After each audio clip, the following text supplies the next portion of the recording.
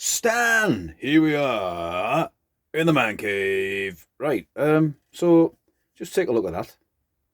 And I'll put it down there. Now, this is possibly just at the end of the Second World War tankard, and it's to a R.A.F Regiment leading aircraftsman from 2708 Squadron. Now, apologise that I will be reading from notes, obviously, but it's just an example. I don't want to go 100% into it. I'm just going to give you a brief overview of this squadron, this R.A.F Regiment squadron, and then we'll have a little look at the item itself. Cheap Militaria from eBay. So 2708 Squadron. Formed as number 708 Squadron at Northolt in July 1941, having been unnumbered from the previous April. On the 1st of February 1942, all ground defence squadrons are absorbed in the R.A.F Regiment, by which time these squadrons had 2,000 added to their numbers. It moved to Orkington in 1943 and converted to the light anti-aircraft role on the 10th of May 1943 at Greencastle. It was converted to the rifle role on the 9th of October 1944 and was then transferred to Axi on the 23rd of October 1944, serving at Agartala and later Matila, Tungu, Calcutta and Hong Kong.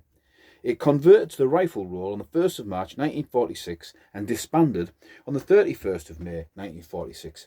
Members of the squadron were awarded 1 military medal and 1 mention in dispatches. So the citation for the award of the military medal, I wish this tankard was dedicated to him, but it isn't, was 1408185 Sergeant Norman Philip Gerrish, Royal Air Force Volunteer Reserve, 2708 Squadron, R.A.F Regiment. Sergeant Gerrish was in charge of a rifle flight during an action at Matila airstrip in which the enemy had infiltrated at night. He sustained a leg wound early in the battle, but he rallied his men, taking over a light machine gun and returning enemy fire, it was a Bren, with good effect, causing casualties. When his ammunition was expended, he took over another Bren and ran forward to a position from which he could cover the withdrawal of the flights. His first fire was so effective that all the personnel were able to cross the open ground and reach cover. Only then did Sergeant Gerrish make his way across the airstrip in full view of the enemy. His courage, determination and leadership were instrumental in holding 2 companies of the Japanese and for their ultimate defeat, during which 20 of the enemy were killed. The airmen set a magnificent example in the face of strong opposition. That's from the London Gazette, 7th of September 1945. So what they were also saying that the Japanese invaded this or infiltrated this airstrip and laid overnight and waiting for the first sort of sweeps at dawn, and that's how the action started. So to this item, so now we have to give you a little bit of, I've looked into something I never would have looked into. So this is to, oh, where's my notes on? The fella who it's thingy to, 2 seconds, sorry. I nearly did well there, didn't I? So this is to 1593912, leading aircraftsman Johnson, GH, 2708 Squadron, R.A.F Regiment. And it has a very striking design on it of a Chinese dragon. So possibly this could be, if they were disbanded in May 1946, they were in Hong Kong at the 29th of September 1945, so right at the end of the war. The treaties, all the treaties have been signed. The armistice. The end of World War II. The Japanese had surrendered. So I don't know whether this is a Hong Kong Chinese depiction of a dragon or whether it's the other areas that were in Burma. Obviously, what I've just said, Burma, Tongu. Not sure. I'm thinking more Hong Kong Chinese, maybe. But a nice item to have. Very misshapen. It is soft, very soft pewter. You can almost crush it with your hand. Unfortunately, it's got a crack on the bottom. Not that I was going to drink out of it.